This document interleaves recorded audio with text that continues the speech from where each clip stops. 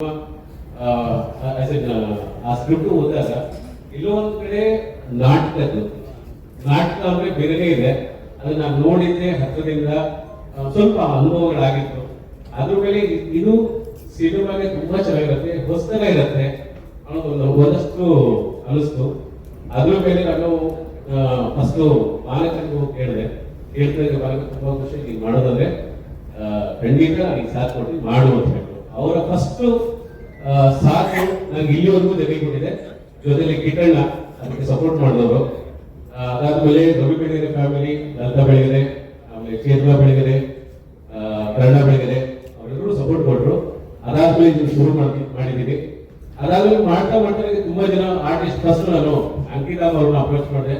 ಅವ್ರು ತುಂಬಾ ಖುಷಿಯಾಗಿ ಈ ಪಾತ್ರ ಕೇಳಾದ್ಮೇಲೆ ಮತ್ತೆ ಓದಿದ್ರು, ಇಲ್ಲ ಈ ಪಾತ್ರ ನಿಜವಾಗ್ಲೂ ಮಾಡ್ತೀನಿ, ತುಂಬಾ ಇಷ್ಟ ಆಗಿದೆ ಅಂತ ಹೇಳಿದ್ರು. ಫಸ್ಟ್ ನಾನು ಅಲ್ಲೇ ಎಲ್ಲ ಒಂದ್ ಕಡೆ ಬೆಲ್ ನೋಡಿದಷ್ಟು ಖುಷಿ ಆಯ್ತು ನನಗೆ. ಎಷ್ಟು ಎಕ್ಸ್ಪ್ರೆಸಿವ್ ಆಗಿದೆ ಹುಡುಗಿ. ನಿಜವಾಗ್ಲೂ ನಮಗೆ ಈ ರಂಗಭೂಮಿ ಆಧಾರಿತ ಸಿನಿಮಾಗಳು ನಾವು ನಮ್ಮ ನೋಡ್ಕೊಂಬಂದಿರೋದು ಯೋಚನೆ ಮಾಡಿದಾಗ ನಮಗೆ ಮೊದಲ ಪಂಕ್ತಿಲಿ ಬಂದು ನಿಂತ್ಕೊಳ್ಳೋದೇ ರಂಗನಾಯಕಿ. ಅದರಲ್ಲಿ ಆ ಪಾತ್ರವನ್ನು ಯಾವ ರೀತಿ ಟ್ರೀಟ್ ಮಾಡಿದ್ರು ಆರತಿ ಅವರ ನನಗೆ ನಿಜವಾಗ್ಲೂ ಅಂಕಿತ ಉತ್ಪ್ರೇಕ್ಷೆಗಳು ತುಂಬಾ ಅದ್ಭುತವಾದ, ತುಂಬಾ ಎಕ್ಸ್ಪ್ರೆಸಿವ್ ಕಣ್ಣುಗಳಿದ್ದು, ತುಂಬಾ ಅದ್ಭುತವಾದ ಭಾವಾಭಿನಯ ನಿಂದು. ಅದನ್ನ ನಾವಿಲ್ಲಿ ಎಷ್ಟು ಮ್ಯಾಕ್ಸಿಮಮ್ ಬಳಸ್ಕೊಂಡು ಬರೋ ನಿರ್ದೇಶಕರು ಅಷ್ಟು ತುಂಬಾ ಚೆನ್ನಾಗಿರುತ್ತೆ. ಶರತ್ ಸರ್ ಬಗ್ಗೆ ಹೇಳ್ಬಿಟ್ರೆ ತಿರ್ಗಾದೆ ಎಕ್ಸ್ಟ್ರಾ ಮಾತಾಡ್ಬೇಕಾಗತ್ತೆ. ಸಿಂಹಣ್ಣನ ಪಾತ್ರವನ್ನ ಈ ಹೊರಗಡೆ ವಾಸಣ್ಣ ಮಾತಾಡ್ತಾ ಇದ್ರು, ನಿಮ್ಮನ್ನ ನಿಮ್ ಸಿನಿಮಾಗಳು ನೋಡಿರೋ ನಾವು ತಿರ್ಗಾ ಏನು ಬರೆಯಲ್ಲ, ನಿಮಗೆ ವಿಶ್ ಮಾಡೋಣ ಚೆನ್ನಾಗಿತ್ತು ಅಂತ. ಏನಕ್ಕೆ ಹೇಳಬೇಕು, ಇಷ್ಟು ವರ್ಷ ಹೇಳ್ಕೊಂಡೆ ಬಂದಿದ್ದೀವಿ, ಆಮೇಲೆ ಹೇಳೋದು ಚೆನ್ನಾಗಿ ಮಾಡ್ತಾರೆ ಅಂತ ಯಾರು ಇರಲ್ಲ, ಹಾಗಾಗಿ ನಾವು ಮೆಸೇಜ್ ಮಾಡಲ್ಲ ಅಷ್ಟೇ ಅಂತ. ಆದ್ರೆ ಇತ್ತೀಚೆಗೆ ಶರತ್ ಅವರು ಹೊಸ ಟರ್ನ್ ತಗೊಂಡಿದ್ದಾರೆ. ತಂದೆ ಪಾತ್ರಗಳು ಮಾಡ್ತಿದ್ರು ಒಂದು 2-3 ತುಂಬಾ ಮೈಲ್ಡ್ ಆಗಿರೋ ತಂದೆ ಪಾತ್ರಗಳು ಅಂತ ವಾಸಣ್ಣ ಒಂದು 2-3 ಸಿನಿಮಾ ರೆಫರೆನ್ಸ್ ಕೊಟ್ಟರು. ಶರತ್ ಸರ್ ತುಂಬಾ ಪ್ರೀತಿಯಿಂದ ಕಿಶನ್ ಮತ್ತು ನಾನಿದ್ದೀವಿ ಇದರಲ್ಲಿ ಸಿನಿಮಾ ಮಾಡೋಣ ಶರತ್ ಅಂತ ತಕ್ಷಣನೇ ಕಿಟ್ಟಪ್ಪ ಗಡಿರಿ ಸಖತ್ತಾಗಿ ಮಾಡೋಣ, ಡೇಟ್ ಸರ್ ನಿಮ್ಗೆ ಯಾವ ಡೇಟ್ ಬೇಕು, ಹೆಂಗ್ ಬೇಕು ನಾನು ಮಾಡ್ಕೊಡ್ತೀನಿ. ನಮ್ಮ ಬಾಂಧವ್ಯಕ್ಕೆ ತುಂಬಾನೇ ಪ್ರೀತಿ ಕೊಟ್ಟು ಗೌರವ ಕೊಟ್ಟು ಬಂದಿದ್ದಾರೆ. ಅದನ್ನು ನಾವು ಉಳಿಸ್ಕೊ ನಾಣೆಯಣ್ಣ ಈ ಕಥೆ ಆದ್ಮೇಲೆ ಅದ್ರ ಬಗ್ಗೆ ಒಂದಷ್ಟು ಡಿಸ್ಕಷನ್ಸ್ ಮಾಡಬೇಕು ಅಂದಾಗ ಹೆಚ್ಚು ಕಡಿಮೆ 15-20 ದಿವಸ ಅವರು ಕೂಡ ಈ ಕಥಾ ಹಂತರವನ್ನು ಕಟ್ಟುವಂತ ಜನರ ಜೊತೆ ಕೂತ್ಕೊಂಡು ಅದನ್ನ ಡಿಸ್ಕಸ್ ಮಾಡಿ ತುಂಬಾ ಚೆಂದಾಗಿ ಅದನ್ನ ಸೃಷ್ಟಿ ಮಾಡಿದ್ದಾರೆ. ಒಂದಷ್ಟು ಹೊಸ ಪಾತ್ರಗಳನ್ನು ಸೃಷ್ಟಿ ಮಾಡೋಕ್ಕೂ ನಾಣಿ ಸರ್ ಹೆಲ್ಪ್ ಮಾಡಿದ್ದಾರೆ. ಮೊದಲ ನಾಣಿ ಮೇಡಮ್ ಅವರು ಆಡಿದ ಮಾತ್ರ ಒಂದೇ, ನಾವ್ ಯಾವ್ದೋ ಇನ್ನೊಂದು ಸಿನಿಮಾ ಶೂಟಿಂಗ್ ಅಂತ ಒಂದು ಸಾಂಗ್ ಶೂಟ್ ಮಾಡಕ್ಕೆ ಹೋಗಿದ್ವಿ. ಆಗ ಕಿಶನ್ ಜೊತೆಲಿದ್ದ ಮಾತಾಡ್ತಾ ಸುಮ್ಮನೆ ಒಂದು ಲೈನ್ ಅವರು ಹೇಳಪ್ಪ, ಅವ್ರು ಒಂದು ಲೈನ್ ಸುಮ್ಮನೆ ಹೇಳು, ಅವ್ರ ಸೀನಿಯಾರಿಟಿ ಆಗಿದೆ, ಅವ್ರು ಈ ತರದ ಸಿನಿಮಾಗಳು ಮಾಡಿದ್ದಾರೆ, ಈ ತರದ ಹಾಡುಗಳನ್ನ ಮಾಡಿದ್ದಾರೆ ಅಂದಾಗ ಅವ್ರಿಗೆ ಹೇಳಿದ ತಕ್ಷಣ ನಾವು ಬರೀ ಸಾಂಗ್ ಅಂತ ಮಾಡ್ಕೊಡಲ್ಲ, ಇಡೀ ಸಿನಿಮಾದಲ್ಲಿ ನಿಮ್ ಜೊತೆ ಇರ್ತೀವಿ ಅಂತ ಹೇಳಿ ಆ ಮಾತಾಡಿದ ದಿವಸದಿಂದ ಹಿಡಿದು ಇವತ್ತಿನವರೆಗೂ ಚಿತ್ರೀಕರಣ ಮುಗಿಯೋವರೆಗೂ ನಮ್ಮ ಜೊತೆ ಇರ್ತೀವಿ ಅಂತ ಹೇಳಿದ್ದಾರೆ. Thank you madam, thank you sir, sir thank you very much. ಇದೇ ರೀತಿಯಾಗಿ ಅಕ್ಷಯ್ ಆಗ್ಬೋದು, ಹರ್ಷನ ಈಗ ಮೊದಲಿಂದನೂ ಜೊತೆಗಳು ಫಸ್ಟ್ ಮೊದಲನೇ ಹೋದ್ರ ಶಾಕೆ ನಾನು ಅಷ್ಟು ಚಿತ್ರಗಳು ಮಾಡಿದ್ದೀನಿ. ಬಟ್ ಈ ಕೆಲಸ ನಾನು ಮಾಡಿಲ್ಲ, ನನಗೆ ಗೊತ್ತಿಲ್ಲ ಸ್ವಲ್ಪ. ನೋನು ಹೇಗೆ ಎಲ್ಲಿ ಏನು ಯಾವಾಗ ಅಂತೆಲ್ಲ ಒಂದು ಸ್ವಲ್ಪ ಈ ಟೆಕ್ನಿಕಲ್ ಡಿಪಾರ್ಟ್ಮೆಂಟ್ಗೆ ಹೊಸ ಹುಡುಗ ಎಂಟ್ರಿ ಆದಾಗ ಹೆಂಗೆ ಕೇಳಬಹುದು ಆ ರೀತಿ ಕೇಳಿದ್ರೆ ಬಹಳ ಚೆನ್ನಾಗಾಯ್ತು. ಮುಹೂರ್ತರ ಓಪನಿಂಗ್ ಶಾಟ್ ಬಹಳ ಅದ್ಭುತವಾಗಿ ಮೂಡುವಂತು. ಇಲ್ಲಿ ನಮ್ಮ ಕಿಶನ್ ಬಗ್ಗೆ, ಈ ಚಿತ್ರದ ನಿರ್ದೇಶಕರ ಬಗ್ಗೆ ಹೇಳಬೇಕು ಅಂತಂದ್ರೆ, ನಾನು ಈಗಾಗಲೇ ಒಂದು 10-15 ವರ್ಷದಿಂದ ಆತನನ್ನ ನೋಡ್ತಾ ಬಂದಿದ್ದೀನಿ. ಆತನ ಸ್ಟ್ರಗಲ್ಸ್ ನೋಡ್ತಾ ಬಂದಿದ್ದೀನಿ. ನಮ್ಮ ಕಿಟ್ಟಪ್ಪ ಅವ್ರ ಜೊತೆಲಿ ಜಾಸ್ತಿ ಇರ್ತಾ ಇದ್ರು. ಏನೇನೋ ಪ್ರಯತ್ನಗಳು ನಡೆದು ಯಾವುದೂ ಆಗಿರ್ಲಿಲ್ಲ, ಸಕ್ಸಸ್ಫುಲ್ ಆಗಿರ್ಲಿಲ್ಲ. ಬಟ್ ಇವತ್ತಿಗೆ ಆತನಿಗೆ ಸ್ವಲ್ಪ ಮುಜುಗರದ ವಿಚಾರನೂ ಆಗಿರ್ಬೋದು. ನಾನು ಈ ಚಿತ್ರದ ನಿರ್ದೇಶಕ ಅನ್ನೋದು ಕೂಡ ಅವ್ರಿಗೆ ಇನ್ನೂ ಅರಿವು ಆಗಿಲ್ಲ. ಯಾಕಂದ್ರೆ ಒಬ್ಬ ಕಾರ್ಮಿಕನ ತರನೇ ನಾವು ಇವತ್ತು ಕೂಡ ಅವರು ಕೆಲಸ ಮಾಡ್ತಿದ್ರು. ಆ ಶ್ರದ್ಧೆ ಇದೆ ಅವರಿಗೆ. ಸೊ ಅವರಿಗೆ ನಾನು ಈ ಮುಖಾಂತರ ಇವತ್ತಿನ ಈ ಮುಹೂರ್ತದ ಸಮಾರಂಭದಲ್ಲಿ ಅವರಿಗೆ I wish him all the best ಅಂತ ಚೆನ್ನಾಗಿ ಮೂಡಬರಲಿ. ಇನ್ನೊಂದು ವೇದಿಕೆ ಮೇಲಿರುವಂತಹ ಎಲ್ಲ ಅಪ್ರತಿಮ ಕಲಾವಿದರು, ಟೆಕ್ನಿಷಿಯನ್ಸ್ ಎಲ್ಲರೂ ನಿಮ್ಗೆ ಗೊತ್ತಿದ್ದಾರೆ. ಇವ್ರ ಜೊತೆಯಲ್ಲಿ ನಾನೊಂದು ಪಾತ್ರ ಮಾಡ್ತಾ ಇದ್ದೀನಿ ಅಂತ ನನಗೆ ಗೊತ್ತೇನೆ. ಇನ್ನು ನಿರ್ದೇಶಕರ ಬಗ್ಗೆ ಹೇಳೋದಾದ್ರೆ ನಾವೆಲ್ಲರೂ ಸಿನಿಮಾ ಜೊತೆ ಮಾಡಿ ನನಗೆ ಹಾಗೆ ಅನ್ನಿಸ್ತಾ ಇತ್ತು ಅವರು ಓಡಾಟ ಅವ್ರ ಕೆಲಸ ಎಲ್ಲ ನೋಡಿದಾಗ ಆದಷ್ಟು ಬೇಗ ನಿರ್ದೇಶಕ ಅವತ್ತು ಹೇಳಿದ್ದೆ ನನಗೆ ಬಿಟ್ಬಿಡಿ ಇದೆಲ್ಲ ಬೇಡ ಸ್ವತಂತ್ರ ಭಾವನೆಯಿದೆ ಇವತ್ತು ಅದಿರೋದು ಬೇರೆ ತುಂಬ ಖುಷಿ ಆಯಿತು ಸ್ಕ್ರಿಪ್ಟ್ಗೂ ನಮ್ಮನ್ನೆಲ್ಲ ಕರೆದು ಬಳಸ್ಕೊಂಡು ರೂಮ್ದಾಗ ನಮ್ಮನ್ನೆಲ್ಲ ಕೂರಿಸಿ ಏನೇನು ಬೇಕು ಸರಿನಾ ಇದಿಲ್ವಾ ಅಂತ ನಮಗೆ ಏನು ಗುರು ಕೊಟ್ಟು ಅದನ್ನು ಹೇಳಿದ್ವಿ ಮೇಡಮ್ ಚೆನ್ನಾಗಿ ಬಂದಿದ್ದಾರೆ ಕೈಯಾಗ ಇದ್ರ ಜೊತೆಗೆ ನಮಗೆ ನನ್ನ ಅಣ್ಣ ಅತ್ತಿಗೆ ಇದ್ದಂಗೆ ಇವರು ಅದು ಇವರಿಗೂ ನಮಗೆಲ್ಲ ಒಂದು ತುಂಬ ಚೆನ್ನಾಗಿ ನಮ್ಮನ್ನು ಭಾವಿಸ್ತಾರೆ, ಸ್ವಂತ ಮನೆ ತಾರೆ ಚೆನ್ನಾಗಿ. ಮೂರನೇ ವಿಚಾರ ಅಂದ್ರೆ ಈ ನಾಟಕ ಮಾಡ್ತಿರೋದಕ್ಕೆ ಒಂದು ಖುಷಿ ನನಗೆ, ನಮ್ಮ ತಂದೆ ತಗೊಳ ಮಾಸ್ಟರ್ ನಾಟಕ ಹೊರಕೆರೆಯಲ್ಲಿ ಆ ಸುತ್ತ ಪೌರಾಣಿಕ ಯಾರಿಲ್ಲ, ಅವ್ರ ಜೊತೆ ನಾನು ಟ್ಯಾಂಬ್ರಿನ್ ಹಾಕಕ್ಕೆ ಹೋಗ್ತಾ ಇದ್ದೆ ಮುಂದೆಗಡೆ ಪೇಪರ್ ಎದುರುಗಡೆ ಕೂತ್ಕೊಂಡು. ಅದನ್ನೆಲ್ಲ ನೋಡಿದ ಕನಸು ಇವತ್ತು ನಾನು ಈ ಪಾತ್ರ ಮಾಡ್ತಾರಾಗುತ್ತಲ್ಲ, ಅದು ತುಂಬಾ ಖುಷಿ ಆಗ್ತಾ ಇದೆ. ನಮ್ಮಪ್ಪ ತಬಲ ಬಾರಿಸ್ತಾ ಇದ್ರು, ನಾನು ಈಗ ಹಾರ್ಮೋನಿ ಬಾರಿಸ್ತೀನಿ. ಹಾರ್ಮೋನಿ ಬಾರಿಸಿದವರು ಪಾತ್ರ ಕೊಟ್ಟಿದ್ದಾರೆ ನಿರ್ದೇಶಕರು.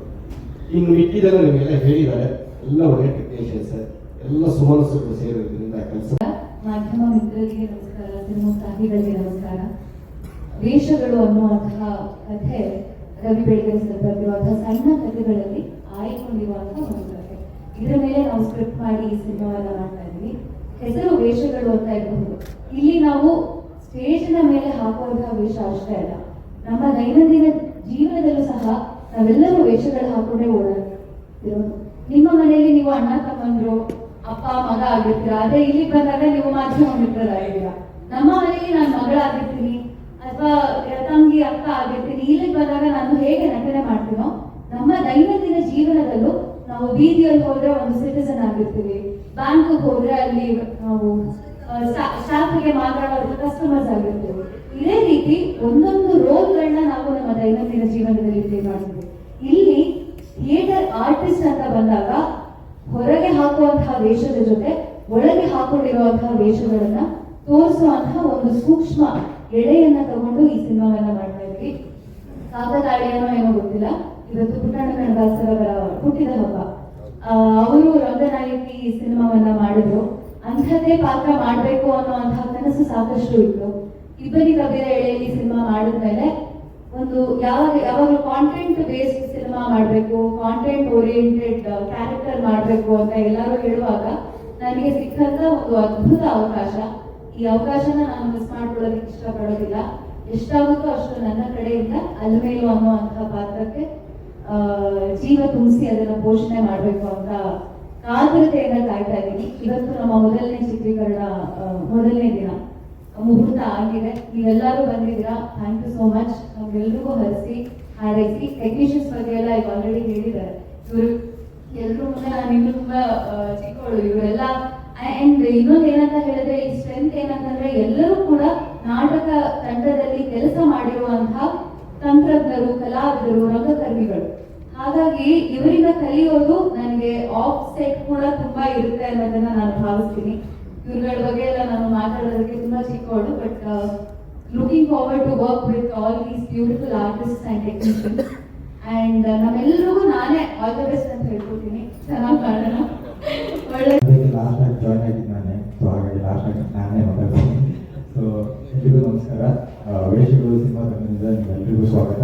ಹಾಗೆ ವೇದಿಕೆಯಲ್ಲಿ ಮತ್ತು ಎಲ್ಲ ಗೆಳೆಯರಿಗೆ ನಮಸ್ಕಾರ. ಒಂದು ಚಿಕ್ಕ ಪರಿಚಯ ನನ್ನ ಬಗ್ಗೆ. ನನ್ನ ಹೆಸರು ಗೋಪಣ್ಣ ಅಂತ. ಕನ್ನಡ ಚಿತ್ರರಂಗದಲ್ಲಿ ನನ್ನ ಕರಿಯರ್ ಸ್ಟಾರ್ಟ್ ಮಾಡಿ ಅದಾದ ನಂತರ ನನ್ನ ಜರ್ನಿ ತಮಿಳ್ ಹಾಗೂ ಮಲಯಾಳಂ ಚಿತ್ರರಂಗದಲ್ಲಿ ಮುಂದೆ ಹೋಯಿತು. ಅದಕ್ಕೂ ಆ ಕಾರಣಕ್ಕೋಸ್ಕರ ಒಂದು ಚಿಕ್ಕ ಗ್ಯಾಪ್ ಆಯಿತು. ಇವಾಗ ವೇಷಗಳು ಸಿನಿಮಾ ಮುಖಾಂತರ ಮತ್ತೆ ನಾನು ಕನ್ನಡ ಸಿನಿಮಾ ಮಾಡ್ತಾ ಇರೋದು ನನಗೆ ತುಂಬ ಖುಷಿ ಆಗ್ತಾ ಇದೆ. ವೇಷಗಳು ಸಿನಿಮಾ ಕಥೆ ಕೇಳಿದ ತಕ್ಷಣ ನನಗೆ ಮಾಡಬೇಕು ಅಂತ ಅನ್ನಿಸ್ತು. ಆ್ಯಕ್ಚುಲಿ ಸರ್ ನಾನು ತುಂಬ ಯೋಚನೆ ಮಾಡಿಲ್ಲ. ಬೆಳಿಗ್ಗೆ ಕಥೆ ಕೇಳಿದೆ, ಸಂಜೆ ಹೋಗಿ ಅಂತ ಅಂದ್ಬಿಟ್ಟೆ. ರಾಂಗ್ ಇನ್ಫಾರ್ಮೇಶನ್ ಕೊಟ್ಟಿದ್ದಾನೆ. ಸೊ ಸಾಕಷ್ಟು ವಿಷಯಗಳು ನನಗೆ ಎಕ್ಸೈಟಿಂಗ್ ಅನ್ನಿಸ್ತು. ಪ್ರಮುಖವಾಗಿ ನನ್ನ ಪಾತ್ರ ಹಾಗೂ ಕಥೆ, ಪ್ರಮುಖವಾಗಿ ಕಥೆ, ಅದಾದ ನಂತರ ಪಾತ್ರ. ಸೊ ಇಲ್ಲಿ ನಾಯಕ ನಟ ಅನ್ನೋ ಹೆಗ್ಗಳಿಕೆಗಿಂತ ಒಂದು ಉತ್ತಮ ನಟ ಅಂತ ಗುರುತಿಸ್ಕೊಳ್ಳುವಂತ ಒಂದು ಪಾತ್ರ ಇದು. ಅಷ್ಟು ಸಾಮರ್ಥ್ಯ ಇದೆ ಆ ಪಾತ್ರಕ್ಕೆ, ಆ ಕಥೆಗೆ. ಸೊ ಅದಕ್ಕೆ ಏನು dedication I will give my 100% as promise. And ಹೇಳಬೇಕು ಅಂತಂದ್ರೆ ಈ ಸಿನಿಮಾದ ತಾರಾಬರ್ಗ ಶ್ರೀನಗರ ಕಿಟ್ಟಿ ಸರ್, ಶರತ್ ಸರ್, ಅಂಕಿತ್ ರಾಮನ್ ಅವರು, ಕರುಣಾನಿ ಸರ್, ಸೊ ಇವರೆಲ್ಲ ಇದ್ದಾರೆ. ಅವ್ರ ಬಗ್ಗೆ ಮಾತಾಡೋದು ನನ್ನ ಹೊರಟೋದಲ್ಲ, ಬಟ್ ಎಲ್ರಿಗೂ ಅವ್ರದೇ ಆದಂಥ ಒಂದು ಹೊಸದಾಗಿ ಇದೆ. ಕಿಟ್ಟಿ ಸರ್ ಬಗ್ಗೆ ಹೇಳಬೇಕು. 2020 ನನ್ನ ಫಸ್ಟ್ ಫಿಲ್ಮ್ ರಿಲೀಸ್ ಆಗಿದ್ದು. ಸೊ ಪ್ರಮೋಷನ್ ಟೈಮಲ್ಲಿ ಹಾಸನಲ್ಲಿ ಒಂದು ಇವೆಂಟ್ ಹೋಗಿದೆ. ಸೊ ಅವತ್ತೇ ಫಸ್ಟ್ ಟೈಮ್ ನಾನು ಭೇಟಿ ಆಗಿದ್ದು. ಸೊ ಸ್ಟೇಜಲ್ಲಿ ನನಗೆ ನನ್ನ ಸಿನಿಮಾದ ಬಗ್ಗೆ ತುಂಬಾ ಅದ್ಭುತವಾಗಿ ಮಾತಾಡಿ ನನಗೆ ಸಪೋರ್ಟಿವ್ ಆಗಿ ಮಾತಾಡಿದ್ರು. ಸೊ ಅವಾಗ ನನ್ನ ಸಿನಿಮಾ ತುಂಬಾ ಇಷ್ಟ, ನನಗೆ ಸಪೋರ್ಟ್ ಬೇಕಿತ್ತು. ಸೊ ಕಿಟ್ಟಿ ಸರ್ ನನಗೆ ಸಪೋರ್ಟ್ ಮಾಡಿ ಮಾತಾಡಿದ್ರು. ಸೊ ಅವ್ರಿಗೆ ಅದಾದ ನಂತರ 5 ವರ್ಷ ಆದ್ಮೇಲೆ ಇವತ್ತು ಮೀಟ್ ಮಾಡ್ತಾ ಇದ್ದೇನೆ. ಸೊ ಇವತ್ತು ಥ್ಯಾಂಕ್ಸ್ ಹೇಳುವಂತ ಒಂದು ಅವಕಾಶ ಸಿಕ್ತು. ಆ್ಯಂಡ್ ಅವರಿರುವಂಥ ಸಿನಿಮಾದಲ್ಲಿ ನಾನು ಕೂಡ ಇದ್ದೀನಿ ಅನ್ನೋದು ನನಗೆ ಇನ್ನೂ ಖುಷಿನೇ ಅನ್ನಿಸ್ತು. ಇದ್ರ ಜೊತೆಗೆ ಸಿನಿಮಾದ ಸ್ಟೋರಿ ಹೇಳಿದ ತಕ್ಷಣ ನನಗೆ ಮ್ಯೂಸಿಕ್ ಸಮೇತ ಕೇಳಿಸಿದ್ರು. ಹರ್ಷ ಸರ್ ಅದ್ಭುತವಾದಂಥ ಮ್ಯೂಸಿಕ್ ಕಂಪೋಸ್ ಮಾಡಿದ್ದಾರೆ. ಕವಿರಾಜ್ ಸರ್ ಬ್ಯೂಟಿಫುಲ್ ಆಗಿ ಲಿರಿಕ್ಸ್ ನ ಬರೆದಿದ್ದಾರೆ. ಮೊದಲನೇ ಸಾರಿ ಹಾಡು ಕೇಳಿದ ತಕ್ಷಣ ಅದು ಗುಂಗೋದಕ್ಕೆ ಸ್ಟಾರ್ಟ್ ಮಾಡಿಬಿಡ್ತೀವಿ, ಅಷ್ಟು ಕ್ಯಾಚಿ ಆಗಿದೆ song. It's a classic blend of love story and roller coaster of emotions. ಅಷ್ಟು ಚೆನ್ನಾಗಿ ಕಥೆ ಮೂಡಿ ಬಂದಿದೆ. ಇನ್ನು ಮುಖ್ಯವಾಗಿ ನಮ್ಮ ಕೊರಿಯೋಗ್ರಾಫರ್ಸ್ ಅರಿಣಿ ಮ್ಯಾಮ್